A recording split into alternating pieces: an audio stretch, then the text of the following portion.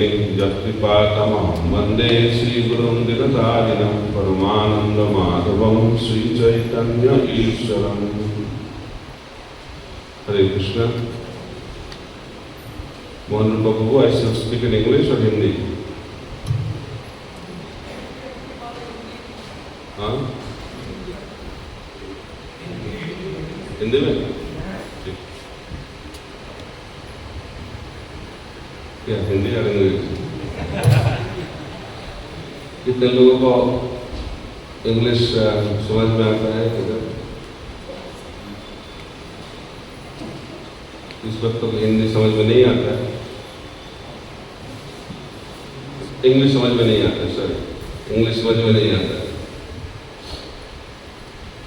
बहुत कम है, फिर भी हिंदी में बोलता है, तो मैंने हिंदी में कभी नहीं बोला ना। तो इधर चित्रकेतु महाराज के बारे में इस अध्याय में चर्चा हो रही है। तो चित्रकेतु महाराज को श्राप मिल गया, तो श्राप के कारण उनको अभी क्या बनना पड़ेगा? असुर बनना पड़ेगा, असुर योनि प्राप्त होगा। तो लोग सोचते हैं चित्रकेतु महाराज महान भक्त थे, तो श्राप भी क्यों मिला और श्राप के कारण उनको असुर योनि भी क्यों प्राप्त हो गए? तो जीव गोस्वामी बताते हैं जब महान भक्त का ऐसा स्थिति उनकी जिंदगी में आती है तो उसको ऐसे समझना चाहिए। कैसे? दो कारण हो सकता है। एक कारण महत भक्त के चरण में अपराध हुआ है पिछले जन्म में, इसके कारण ऐसा हो सकता है, और दूसरा कारण भगवत इच्छा। तो विश्वनाथ चक्रवर्ती ठाकुर और जीव गोस्वामी दोनों बताते हैं चित्रकेतु महाराज की जो स्थिति है भगवत इच्छा से हो रही है, ये कोई साधारण घटना नहीं। तो भगवान क्यों ऐसे करते हैं? कि वो चाहते हैं उनके शुद्ध भक्त जल्दी उनके पास पहुंच जाए, क्योंकि हम लोग जितने विनम्र बनेंगे उतने जल्दी भक्ति में आगे बढ़ेंगे। तो अब तो जानते हैं कुछ दिन पहले हम लोग नरसिंह चतुर्दशी मनाए, उधर भी हम पढ़ते थे कैसे जय विजय दोनों को भी श्राप मिले, लेकिन नहीं, वो भी वैकुंठ पे मिले। कौन सा वैकुंठ? रमा वैकुंठ। ये जो प्रहलाद महाराज की कहानी है, और जो जय विजय जो श्राप उनको प्राप्त हुआ चतुष्कुमार से, तो हुआ किधर? रमा वैकुंठ। इस भौतिक संसार में तीन वैकुंठ है, एक है रमा वैकुंठ, दूसरा है शतद्वीप और तीसरा है ध्रुवलोक। तो उधर ये चीज क्यों हुआ? क्योंकि भगवान चाहते थे। क्यों चाहते थे? क्योंकि भगवान के शुद्ध भक्त जय विजय सोच रहे थे भगवान को पूर्ण आनंद नहीं मिल रहा है। कौन सा आनंद नहीं मिल रहा है वैकुंठ में? रेसलिंग मैच का आनंद नहीं मिल रहा है। तो भगवान ने सोचा ठीक है, भक्त का इच्छा को पूर्ति करना चाहिए, इसीलिए उन्होंने सोचा ऐसे लीला उनको करना पड़ेगा। इसीलिए भगवत इच्छा से उनको श्राप मिल गया, और उस श्राप में क्या कंडीशन था? 7 जन्म भक्त बने और 3 जन्म नहीं तो 3 जन्म असुर बने। तो जय विजय ने क्या सुना? असुर योनि सुना। ये भी अजीब लगता है, क्यों इसके माध्यम से असुर योनि में रहने से लोग विनम्र रहते हैं और जल्दी भक्ति में आगे बढ़ते हैं और भगवान के पास जल्दी पहुंच जाते हैं। इस श्राप से भी पता चलता है भक्त होगा तो 7 जन्म लगेगा लौटने के लिए, और असुर बनोगे तो 3 जन्म। तो कौन सा अच्छा है? असुर जन्म अच्छा, जल्दी पहुंच जाएगा ना। इसलिए भगवान भी ऐसे करते हैं, किसी को जल्दी लेकर जाना है तो उनको असुर जन्म दे देते। तो वित्रासुर बन गए चित्रकेतु महाराज। क्या बन गए? वित्रासुर। असुर जन्म प्राप्त हुए, लेकिन भगवान के शुद्ध भक्त। इंद्र के साथ युद्ध हुआ तो युद्ध में कौन विजयी हुए? कौन विजयी हुए? इंद्र। वित्रासुर तो मर गए ना, लेकिन कौन हीरा बन गया? वित्रासुर। विजयी हुए इंद्र, लेकिन हीरो बन गया कौन? वित्रासुर। तो हम लोगों को क्या शिक्षा इससे लेना चाहिए?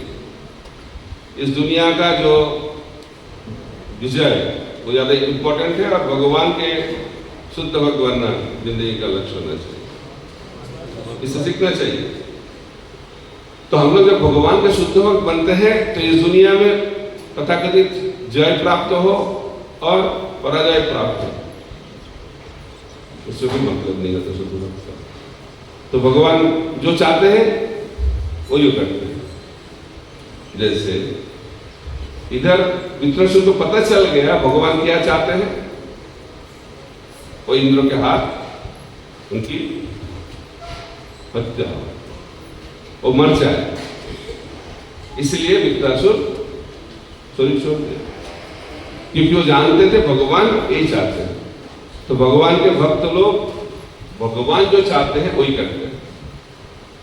और एक उदाहरण हनुमान जी। तो हनुमान जी के साथ भगवान का जो मिलन हुआ है उस कांड को कहते हैं सुंदर कांड। ठीक है? तो बाहरी दृष्टि से तो हनुमान उतना सुंदर नहीं है और मनुष्य जोनि भी नहीं है, लेकिन उस कांड का नाम क्या है? सुंदर। तो सुंदर कांड सुंदर होने के लिए बाहरी सौंदर्य भगवान को आकर्षित नहीं करते, अंदर का सौंदर्य। अंदर का सौंदर्य क्या है? भगवान की शुद्ध भक्ति। जिसके हृदय में भगवान की शुद्ध भक्ति है वो सुंदर है। ऐसा सुंदर बनना चाहिए। कैसा सुंदर?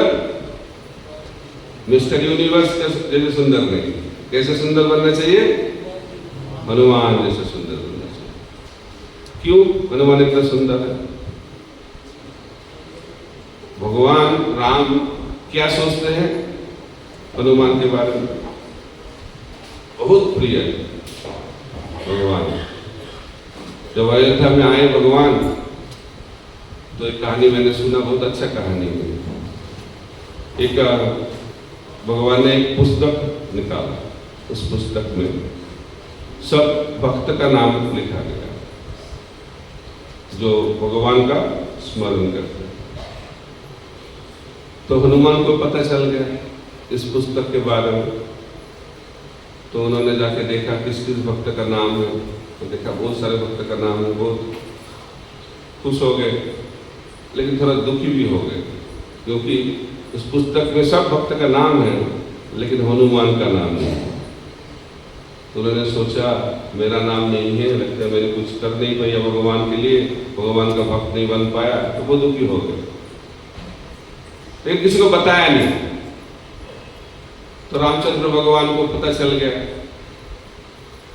हनुमान थोड़ा दुखी है, भगवान को तो सब पता चल जाता है। तो हनुमान को बुलाया, हनुमान तुम दुखी क्यों हो? नहीं नहीं ठीक है, तो ठीक नहीं है, फिर भी ऐसे ही बोलते थे। तो उन्होंने बोला हाँ आपने पुस्तक निकाला, उसमें सब भक्त का नाम है, तो मेरा नाम नहीं है, तो थोड़ा दुख लगा। अभी ठीक है, कोई समस्या नहीं। तो भगवान राम ने बोला कौन सा पुस्तक देखा? उन्होंने लिखी तो पुस्तक पता चला। तो नहीं वो पार्ट 1 है, तो पार्ट 2 अपने देखा नहीं। तो पार्ट 1 में मैं उस भक्त का नाम लिखा जो भक्त लोग मेरा स्मरण करता है, और पार्ट 2 में उस भक्त का मैंने नाम लिखा जिसका स्मरण मैं करता हूँ। रामचंद्र भगवान अभी खत्म नहीं हुआ है। तो उस पुस्तक पर देखी, तो हनुमान गए तो उस पुस्तक को देखने के लिए पार्ट 2 तो पहला पेज से लास्ट पेज तक एक ही नाम है, उस नाम का कौन सा नाम है? हनुमान। कितने प्रिय है, कितने प्रिय क्यों है? क्योंकि उन्होंने युद्ध में मेन हीरो, इसलिए वो प्रिय है। क्या लगता है? ये भी सीखना चाहिए। हम लोग उसके हीरो के बारे में चर्चा करते हैं। त्रेता युग में तो मेन हीरो थे, लेकिन जब रामचंद्र भगवान द्वापर युग में कृष्ण स्वरूप में आए, उधर भी युद्ध की। उन्होंने कुछ युद्ध नहीं किया, लेकिन युद्ध हुआ, बहुत महान युद्ध हुआ, भयानक युद्ध हुआ। तो उस युद्ध में हनुमान का क्या पोजीशन? वो ध्वज बन गए, कपित ध्वज। तो जो त्रेता युग में बन गया हीरो, द्वापर युग में बन गया जीरो। जो मेन एक्टर त्रेता युग में अभी क्या बन गए? दर्शक बन गए। देखो युद्ध देखो। तो हम लोगों को ऐसा स्थिति होगा तो हम लोग क्या बोलेंगे? ओ भगवान, हमने इतना अच्छा युद्ध किया त्रेता युग में, इस युद्ध में मेरे को मौका भी नहीं दिया। त्रेता युग में तो मेरे को भगवत गीता भी सुनने का जरूरत नहीं था, उससे पहले मैंने चालू कर दिया। इधर तो आपको अर्जुन को मोटिवेट करना पड़ा गीता बोल के, ऐसे नहीं बताया उन्होंने। तो हनुमान त्रेता युग में हीरो बन गए, लेकिन द्वापर युग में बाहरी दृष्टि से जीरो बन गए, लेकिन उनका कोई कंप्लेन नहीं है, क्योंकि हनुमान के हृदय में हीरो बनने का भी कोई इंटरेस्ट नहीं है और जीरो बनने का भी कोई दुख नहीं है। क्यों? वो क्या करते हैं? जो भगवान चाहते हैं। जब भगवान उनको हीरो बनाएंगे, वो हीरो बन जाएंगे, और जब भगवान उनको जीरो बनाएंगे, जीरो बन जाएंगे। तो जिंदगी का लक्ष्य क्या है? हीरो बनना, जीरो बनना, हनुमान बनना है। तो हम लोग को हीरो भी बनना नहीं चाहिए और जीरो भी बनना नहीं चाहिए। हम लोग को क्या बनना चाहिए? हनुमान जैसा भक्त बनना चाहिए, जो भक्त भगवान को संतुष्ट करने के लिए जिंदगी बिताते हैं। तो लेकिन पशु जनी, असुर जनी ऐसे भगवान देते हैं, जैसे ब्रह्मा जी। तो ब्रह्मा जी द्वापर युग में जब भगवान लीला कर रहे थे, तो उनको लगा कि भगवान है क्या? क्योंकि कृष्ण भगवान क्या कर रहे थे? खा रहे थे। और कैसे खा रहे थे? उनके जो सखाए थे उसके मुख से खाना लेके खा रहे थे। तो ब्रह्मा जी ने सोचा, ऐसा क्या भोग अपनी तो मैंने कभी नहीं सीखा, मंदिर में ऐसे कर सकते हो क्या?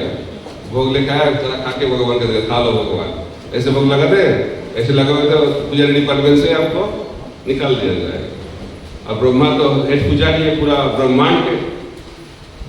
तो उन्होंने देखा शास्त्रों में तो ऐसा लिखा नहीं है, तो भगवान ऐसे क्यों खाते हैं? तो उनको हृदय में संदेह, डाउट आ गया, लगता है भगवान नहीं।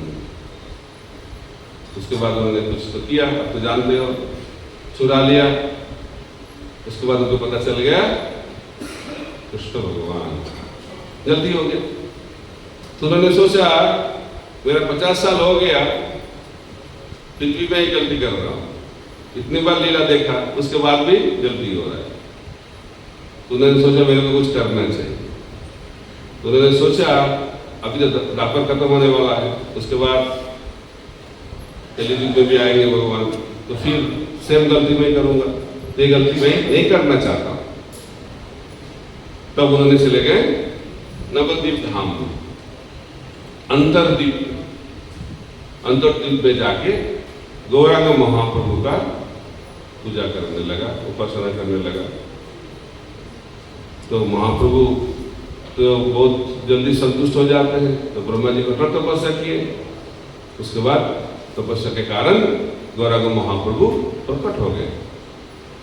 जब ब्रह्मा प्रकट हो गए, गौरांग महाप्रभु प्रकट हो गए, तो ब्रह्मा जी उन्होंने एक आशीर्वाद मांगा। उन्होंने बोला मेरे को ऐसा ब्रह्मा जैसा पोजीशन मत दीजिएगा, क्योंकि पोजीशन के कारण गलती हो रहा है। क्योंकि जब हम लोग बड़े पोजीशन पे रहते हैं, हम लोग भूल जाते हैं हम लोग कौन है ना। हम लोगों की स्थिति क्या होना चाहिए? जीवेर स्वरूप है कृष्ण नित्य। जब नीचे रहते हैं याद रहता है, जब ऊपर चले जाते हैं इस दुनिया में तब हम लोग भूल जाते हैं, लगता है मैं अभी दास से प्रभु बन गया। ऐसा होता है ना, जब दीक्षा प्राप्त करते हैं हम लोग दास रहते हैं, कुछ दिन के बाद सोचते हैं अभी तो दास से मैं प्रभु बन गया, क्योंकि हर वक्त तो लोग मेरे को प्रभु बताते हैं। उसके बाद सोचने लगते हैं प्रभु से क्या मतलब, इस्कॉन में तो सब महा है, महाप्रसाद, महाहरि नाम, महावीर, मैं भी प्रभु से महाप्रभु बनना चाहता हूँ। तो दिल में ऐसा इच्छा रहती है। इसलिए ये हमारा जिंदगी का लक्ष्य नहीं है, दास से प्रभु, प्रभु से महाप्रभु बनना। लेकिन क्या होता है जब हम लोग ऊंचे पोजीशन में रहते हैं, ऐसी चिंता हृदय में रहता है। इसलिए ब्रह्मा जैसे महान व्यक्ति अभी भगवान से ये मांग रहे हैं, मेरे को ऐसा पोजीशन मत दीजिए, मेरे को ऐसा पोजीशन दीजिएगा ताकि मैं विनम्र रहूं। तो द्वापर युग में कृष्ण लीला में ब्रह्मा, अभी कली युग में गौरांग महाप्रभु के लीला में बन गए हरिदास ठाकुर। तो हरिदास ठाकुर तो जबन परिवार में जन्म लिए, ब्राह्मण तो छोड़ी, लेकिन ऐसे जन्म होने के बाद भी महाप्रभु ने संकीर्तन आंदोलन का सबसे बड़ा पद किसको दिया? संकीर्तन आंदोलन में सबसे बड़ा पद है नामाचार्य। तो नामाचार्य पद किसको मिला? हरिदास ठाकुर। देखिए, भौतिक पद को छोड़ दिया, इसलिए उनको क्या मिला? सर्वश्रेष्ठ आध्यात्मिक पद उनको मिल गया। तो हम लोगों को ये शिक्षा लेनी चाहिए ताकि हम लोग हमेशा विनम्र रहे, क्योंकि भगवान का शुद्ध नाम किसके हृदय से निकलेगा?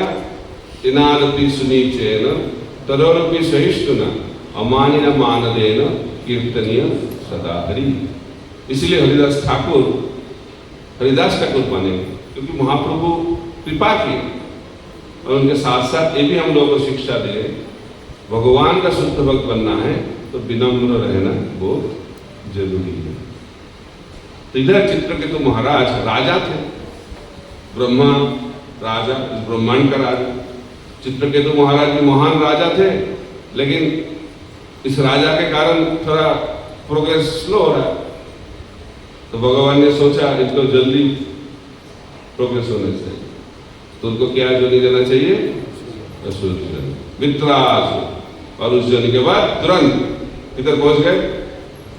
भगवान के पास पहुंच। इसलिए हम लोगों को भगवान जो चाहते हैं वो करने का इच्छा हृदय में रखना चाहिए।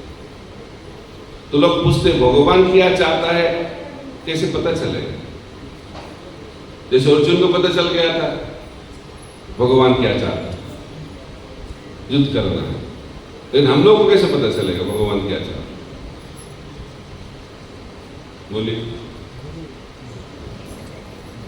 तो भगवान रहते हैं परमात्मा के स्वरूप में हृदय में, और बाहरी स्वरूप में गुरु के रूप में, अंतर्यामी गुरु। तो परमात्मा भी गुरु है, चैत्य गुरु, और बाहरी स्वरूप में भगवान गुरु के रूप में प्रकट होते हैं। तो उसके बात सुनना चाहिए, क्योंकि भगवान उसके माध्यम से बोलते हैं। इसलिए प्रामाणिक गुरु का बात सुनना बहुत जरूरी है, तब पता चलेगा भगवान संतुष्ट हो रहे हैं कि नहीं। तो गुरु संतुष्ट होंगे तो ये पता चल गया भगवान संतुष्ट है। लेकिन हमारा समस्या क्या है? हम लोग हमारे मन को संतुष्ट करना चाहते हैं और इस दुनिया को संतुष्ट करना चाहते हैं। दुनिया क्या सोचेगा? तो प्रभुपाद जी बोलते थे दुनिया क्या सोचेगा, इससे हम लोगों का क्या मतलब, भगवान क्या सोच रहे हैं ये सोचना चाहिए। भगवान जो सोचते हैं, जो भगवान का सोच और मेरा सोच एक बन जाएगा तो हम लोग भगवान के शुद्ध भक्त बन गए, ठीक है नहीं? एक हो जाते हैं। इसको कहते हैं डिवोशनल मोनिज्म अंग्रेजी में। एक हो जाते हैं, भगवान और भगवान का भक्त एक हो जाते हैं। तो तब कब हो सकता ऐसे होगा जब हम लोग विनम्र भाव से रहेंगे। तो ये शिक्षा इस चित्रकेतु महाराज के कहानी से हम लोग सीख पाते हैं। तो हरिदास ठाकुर कितने विनम्र थे, रूप सनातन भी बहुत विनम्र थे। वो जब चैतन्य महाप्रभु से मिले, रूप गोस्वामी सनातन गोस्वामी, उन्होंने क्या बताया, जगाई माधाई से भी ज्यादा पापी हूं। ऐसा वो एक्टिंग नहीं कर रहे थे, क्योंकि एक्टिंग देखने के लिए कोई नहीं थे इधर, हृदय से बता रहे थे। तब तो जानते जगाई माधाई कितने पापी थे, तो रूप सनातन तो कुछ पाप नहीं करते, लेकिन हृदय में ऐसे ही भाव आ जाता है जो भक्ति में आगे बढ़ता है।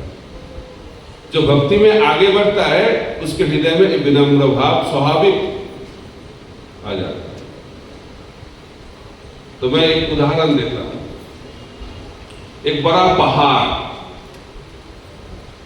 बहुत दूर स्थित है और कोई व्यक्ति दूर से वो पहाड़ को देख रहे हैं। तो पहाड़ का साइज कितना बड़ा है, बहुत बड़ा है, लेकिन दूर से कोई देखेगा तो कितना साइज लगेगा, छोटा सा। और वो सोचने लगा, अरे पहाड़ का जो साइज है और मेरा साइज एक ही जैसा लग रहा है ना। क्यों ऐसा लग रहा है? क्योंकि पहाड़ बहुत दूर है। एक कोई व्यक्ति जब चलते रहेंगे पहाड़ की तरफ, तो जितने पहाड़ के नजदीक आ जाएगा उसको कैसे क्या लगेगा, पहाड़ बड़ा लगेगा। पहाड़ बड़ा हो गया क्या? पहले बड़ा नहीं था, लेकिन अभी देखने का जो ढंग वो बदल गया है। क्यों? और खुद को कैसे लगेगा, छोटा लगेगा। पहाड़ के पास आ गए, इस कारण व्यक्ति सोचने लगा, देखने लगा वो कितना छोटा है। क्यों? क्योंकि वो पहाड़ के पास पहुंच गए।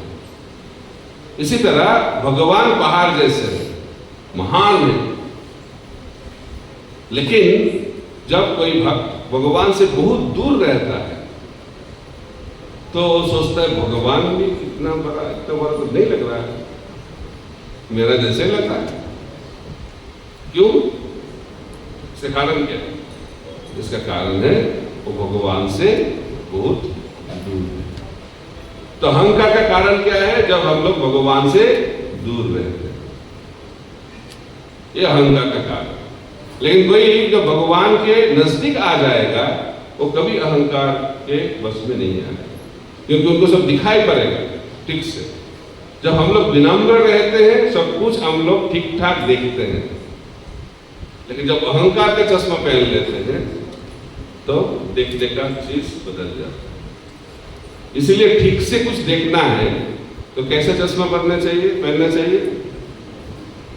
विनम्र भाव का चश्मा पहनना चाहिए। इसलिए महाप्रभु बार बार बोलते हैं विनम्र बनो, विनम्र बनो, तिनार भी सुनी चेनो, तिनार भी सुनी चेनो। इसको हम लोग थियोरेटिकली समझना ठीक नहीं है, ये प्रैक्टिकल चीज है। क्योंकि मैं उदाहरण देता हूं। कैसे उदाहरण? जिस उदाहरण में ये बोला जाता है कितना टाइम लगेगा भगवत धाम पहुंचने के लिए। पता नहीं इधर कहानी बताया कि नहीं बताया, फिर भी बोल देते। तो लोग सोचते हैं भगवत धाम जाने के लिए कितना टाइम लगेगा। खट्टंग महाराज को एक क्षण में वो पहुंच गए भगवत धाम, परीक्षित महाराज 7 दिन में पहुंच गए, ध्रुव महाराज को परफेक्शन मिल गया 6 महीना में। लेकिन हम लोगों को कितना टाइम लगेगा? 1 दिन, 1 साल, 1 जन्म, कितना टाइम लगेगा पता नहीं चलता है। तो ये डिपेंड करता है, कहानी के माध्यम से हम लोग सीख पाएंगे। एक व्यक्ति थे, वो गांव में रहते थे, लेकिन गांव के बाहर कभी नहीं गए। तो एक बार उनको जाना पड़ा गांव के बाहर कुछ काम के लिए। तो कैसे जाएंगे? रेलगाड़ी से जाएंगे, ट्रेन से जाएंगे, और ट्रेन स्टेशन किधर है वो भी पता नहीं उनको। तो घर से निकल पड़े और रास्ते में जब जा रहे थे तो रास्ते में किसान खेती कर रहे थे।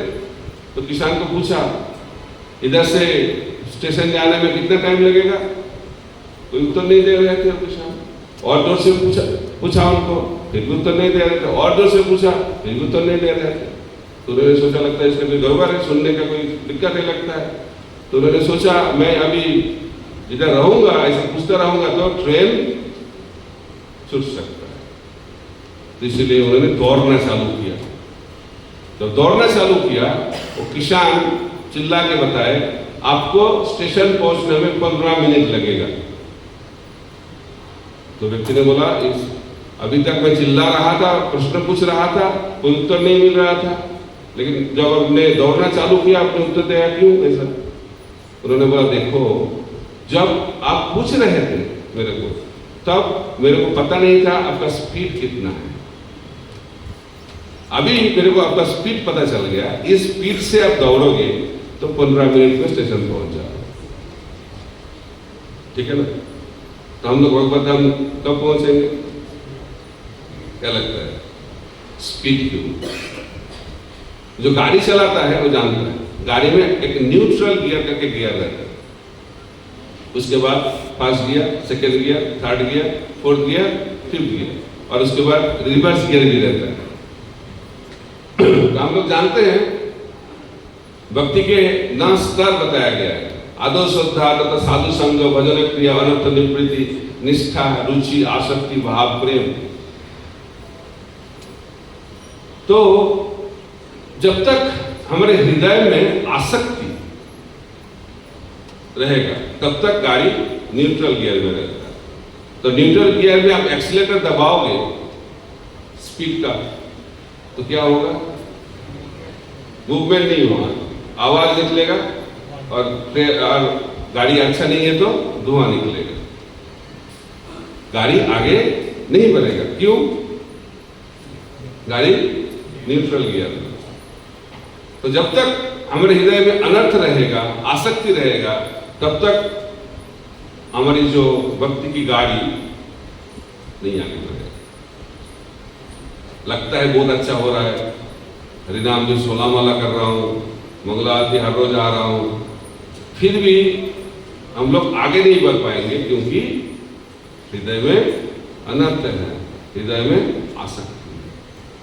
इसको कहते हैं न्यूट्रल गियर। तो फास्ट गियर कौन सा है? जब हम लोग त्रिनादपि सुनी चेन तरोरपि सहिष्णुना अमानिना मान देना कीर्तनीय सदा है। इस लेवल में निष्ठा भक्ति स्तर में जब आ जाएंगे तब पहला गियर फर्स्ट, रुचि सेकेंड गियर, आसक्ति थर्ड गियर, भावा भक्ति फोर्थ गियर, प्रेमा भक्ति फिफ्थ गियर। तो जो प्रेमा भक्ति को प्राप्त कर लिया उसका गाड़ी कैसे? एक्सप्रेस पे तुरंत पहुंच जाएंगे, तुरंत पहुंच जाएंगे भगवत।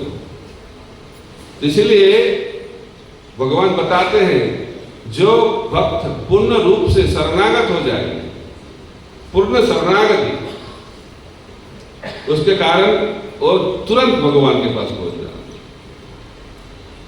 एक क्षण में भी हो सकता है, जैसे घट्टंग महाराज एक क्षण में पहुंचे। परीक्षित महाराज जब सुखदेव गोस्वामी के पास आए, उन्होंने सोचा 7 दिन बहुत कम में लगता है, 7 दिन में कैसे हम लोग भगवान को प्राप्त कर पाएंगे। लेकिन सुखदेव गोस्वामी क्या बताया परीक्षित महाराज को? 7 दिन बहुत टाइम है। घट्टंग महाराज तो एक क्षण मिला, आपको 7 दिन मिल गया, 7 दिन 7 रात बहुत टाइम है। इसलिए टाइम उतना इंपॉर्टेंट नहीं है, शरणागति इंपॉर्टेंट। जब शरणागत हो जाएंगे तो तुरंत भगवान के पास पहुंच जाएंगे। शरणागत नहीं होंगे तो 7 दिन क्या 7 जिंदगी बीत जाएगा, फिर भी भगवान को हम लोग प्राप्त नहीं कर पाएंगे, क्योंकि गाड़ी न्यूट्रल में है। गाड़ी कब आगे बढ़ेगा? जब हम लोग आसक्ति से मुक्त हो जाएंगे, भौतिक आसक्ति से। तो ये हो गया न्यूट्रल गियर, और first gear, second gear, third gear, fourth gear, fifth gear. Reverse gear क्या है?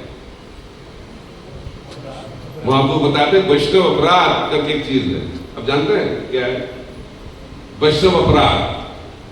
रूप गोस्वामी को बताए चैतन्य महाप्रभु, महाप्रभु ने बताया आसानी से आप प्रेम फल को प्राप्त कर सकते हो। कैसे? ब्रह्मांड भवित गुण भगवान जी गुरु कृष्ण प्रसादे पाए भक्ति लता बीज। तो भक्तिलता बीज को प्राप्त कर ली। उसके बाद उसको क्या करना चाहिए? श्रवण कीर्तन के माध्यम से उसको पानी देना चाहिए। पानी क्या है? श्रवण कीर्तन। लेकिन पानी देने से पहले उस बीज को क्या करना चाहिए? रोपना चाहिए। किधर? मार्बल फ्लोर में? किधर? मिट्टी में। कौन सा मिट्टी में? फर्टाइल फील्ड, उपजाऊ। तो उसमें डालना पड़ेगा ना, रोपना पड़ेगा बीज को। तो हम लोग इधर बीज को रोपते हैं, भक्तिलता बीज को हृदय में। तो हृदय उपजाऊ कैसे बनेगा? हृदय कोमल होना चाहिए। तो कोमल हृदय का मतलब क्या है? विनम्र भाव। अहंकार इस हृदय को कठिन बना देते हैं, और जब हम विनम्र बन जाते हैं हृदय कोमल बन जाता है। तो उसमें भक्तिलता बीज को रोपना चाहिए। तो रोपने के बाद क्या देना चाहिए? पानी। तो लोग पानी लेकर आएंगे बाल्टी भर के। ऐसा पानी नहीं है। ये पानी कौन सा पानी है? श्रवण कीर्तन जले करह सिंचन।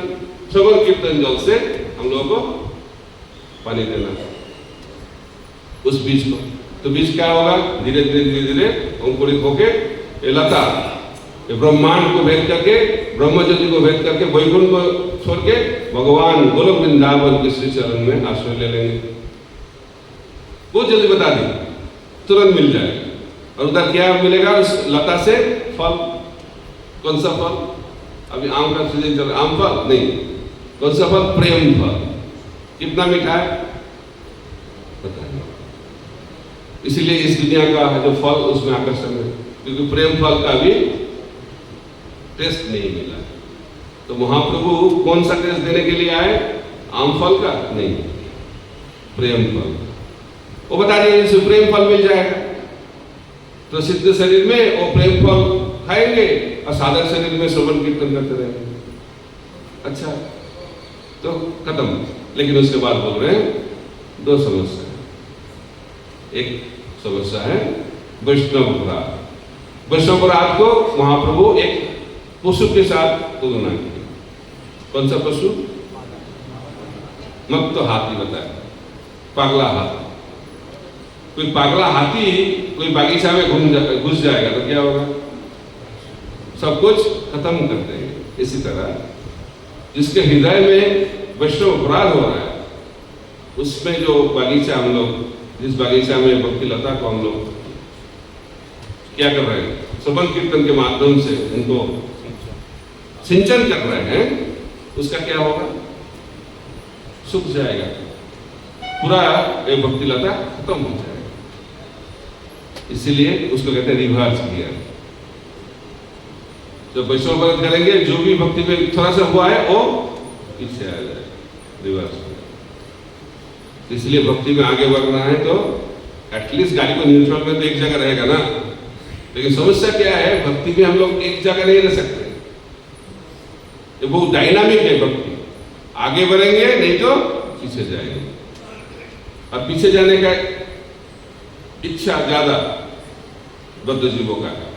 वैष्णव अपराध में बहुत रुचि है, लेकिन नाम में रुचि है नहीं, कथा में रुचि नहीं है। किसमें रुचि है? प्रजल्प में बहुत रुचि है।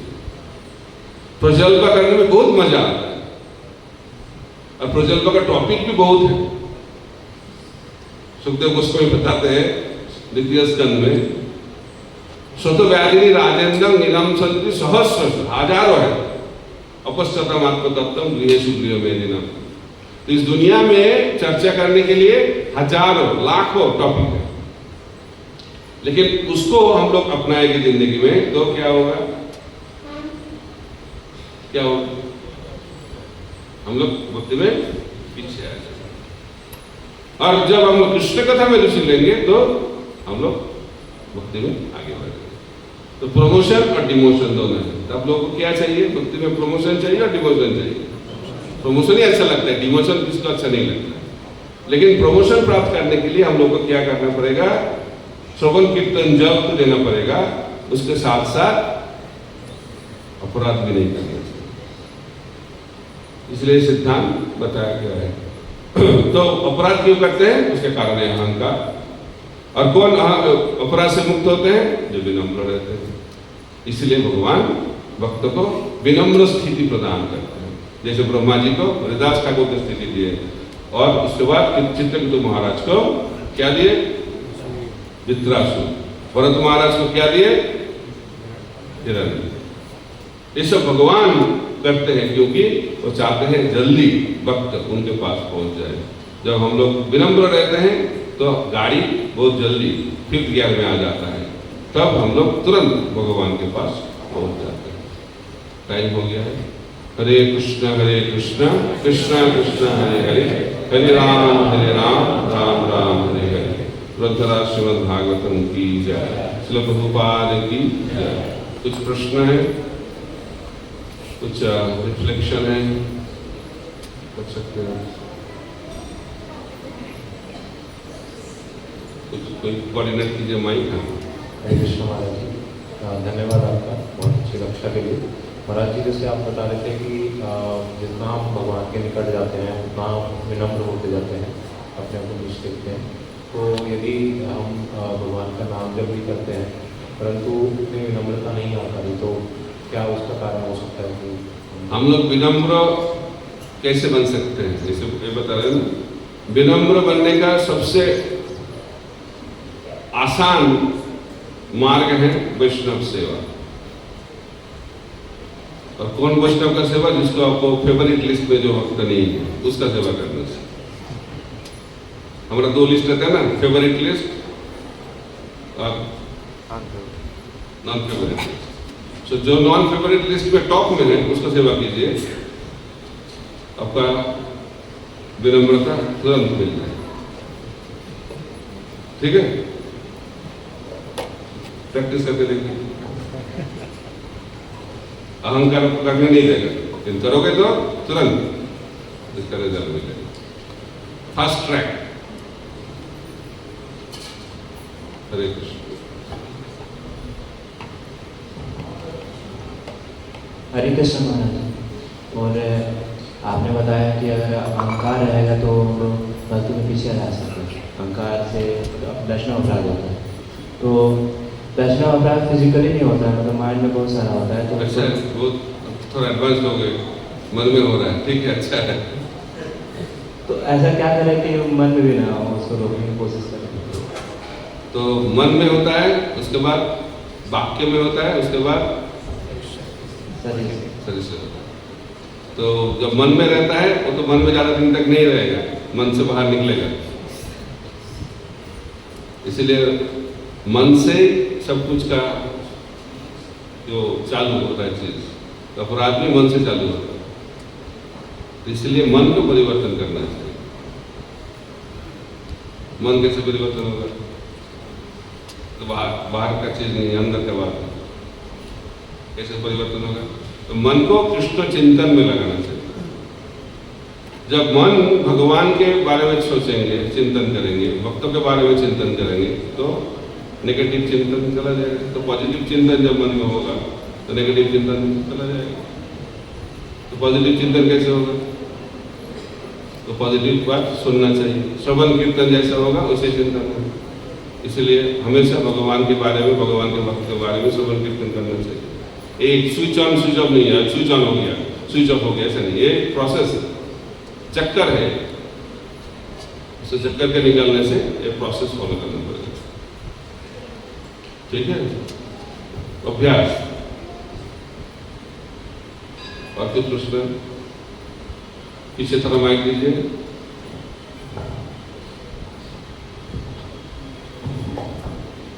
महाराज हरे कृष्ण। महाराज, मेरा प्रश्न है, जो भगवान ने इतना प्रयास करता है हर बार, हर जीव को भगवत धाम जाने के लिए प्रेरणा देता है, तो भगवान का लाभ क्या होता है? भगवान क्यों करते हैं? मतलब भगवान का क्या फायदा होता है? यही भौतिक संसार का समस्या है। लोग सोचते मेरा क्या फायदा है। तो भगवान का कोई फायदा नहीं है। भगवान हम लोगों को प्यार करते हैं। तो जब किसी को प्यार करते हो, वो दिक्कत में रहते हैं, तो उनको दुख लगता है, आनंद लगता है। तो पिताजी, उनका बेटा बिगड़ गया, उनको अच्छा लगता है? ओ बहुत अच्छा है, क्या मेरा बेटा बिगड़ गया। तो जब हम लोग बिगड़ जाते हैं तो इस दुनिया में रहते हैं ना, तो भगवान बहुत दुखी होते हैं। तो इस दुख से मुक्त होने के लिए भगवान चाहते हैं तुरंत इस बद्ध जीव उनके पास पहुंच जाए। उसमें उनका कोई लाभ नहीं है, वो तो अनंत है, लेकिन हम लोगों का बहुत लाभ है। क्या लाभ है? क्या लाभ है? हम लोग आनंद में रहेंगे, जन्म मृत्यु जरा व्याधि के चक्कर से मुक्त हो जाएंगे। अच्छा है ना? नहीं तो रहना अच्छा है, लेकिन हम लोग इधर भी अच्छा लगता है, इसलिए इधर रहते हैं। जिसको इधर अच्छा नहीं लगेगा, ये समझने के लिए भी हम लोगों को बहुत जन्म बिताना पड़ता है। ये जाएगा अच्छा जाएगा है नहीं, ये समझना भी एक लैंडमार्क है हमारे जिंदगी में। हम लोग इधर अच्छा नहीं रह सकते, ठीक है? हरे कृष्ण महाराज, अभी हम भौतिक संसार में हैं, तो भौतिक संसार में कोई ऐसी चीज़ जिससे हम आसक्त हों और वो भक्ति बढ़ाए हमें, और क्या भौतिक संसार में कोई ऐसी चीज़ है जिससे हम आसक्त हों और वो भक्ति बढ़ाए, क्योंकि हम भौतिक संसार में हैं और अभी हम कृष्णा कॉन्शियसनेस प्रैक्टिस कर रहे हैं, हम अंदर हैं, तो आध्यात्मिक चीज़ में कोई ऐसी आसक्ति है जिसको छोड़ देने से भक्ति बढ़ेगी? वो प्रभुपाद जी बताते हैं भक्ति का मतलब कुछ छोड़ना नहीं, बाहरी दृष्टि से भगवान को जोड़ना। इस दुनिया में भौतिक क्यों है? क्योंकि हम लोग भगवान कोई चीज माइनस भगवान इज भौतिक, और कोई चीज प्लस भगवान इज चिन्मय। जब भगवान जुड़ जाएंगे वो चिन्मय बन जाता है। भक्ति विनोद ठाकुर बोलते हैं मैं इस ब्रह्मांड को, इस भौतिक संसार को वैकुंठ जैसा देखता हूं, क्योंकि वो सब कुछ भगवान के साथ जुड़ते हैं। लेकिन जब हम लोग भगवान से डिस्कनेक्ट हो जाते हैं उसको कहते हैं भौतिक चीज, और हम लोग मन से डिस्कनेक्टेड हैं। हमारा चिंतन भगवान की संतुष्टि के लिए नहीं होता है। हम लोग हमेशा सोचते हैं मैं कैसे आनंद में रहूंगा, मैं कैसे खुश रहूंगा, इसलिए हम लोग भौतिक संसार में। और जब तक हम लोग ये सोचेंगे हम लोग कैसे खुशी रहेंगे, खुश रहेंगे, तो इस दुनिया में दुख मिलेगा। और जब हम लोग सोचेंगे खुद के बारे में नहीं सोचेंगे, हम लोग सोचेंगे भगवान को कैसे हम लोग संतुष्ट करेंगे, खुश करेंगे, तब हम लोग आनंद में रह सकते। ठीक है? ये चेतना है, ये बाहरी कोई चीज नहीं है। हरे कृष्ण। हरे कृष्ण महाराज। और कुछ प्रश्न है? हरे कृष्णा महाराज जी, मेरा प्रश्न है कि आप बता रहे थे अनर्थ और आसक्ति रहेगी तो हमारी भक्ति न्यूट्रल रहेगी, तो हम अनर्थों को तो कम करने का प्रयास करते रहते हैं, पर आसक्ति का अर्थ है आसक्ति बनी रहती है किसी न किसी। इसलिए न्यूट्रल गियर में करी रहेगा, सॉरी कोई समस्या नहीं। जब तक आसक्ति हृदय में रहेगी तो गाड़ी भी न्यूट्रल गियर में रहेगी। तो कैसे आसक्ति को कम करा जाए? आगे भागवत का पहला स्कंद का दूसरा अध्याय पढ़िए। नष्ट प्राय स्ववर्तरिषु नित्यम भागवत सेवया भगवती उत्तम श्लोक भक्ति भगवती निष्ठा भक्ति के प्राप्त करेंगे नियमित रूप से भागवत सेवा। व्यक्ति भागवत ग्रंथ भागवत की सेवा करनी चाहिए, तब धीरे धीरे हम लोग आसक्ति से मुक्त हो जाएंगे। बताया गया था, बहुत सरल है, लेकिन हमारा चिंतन बहुत जटिल है, इसलिए काम नहीं हो रहा है इससे। और कुछ हो गया? ठीक है, इधर लास्ट तो आपका है।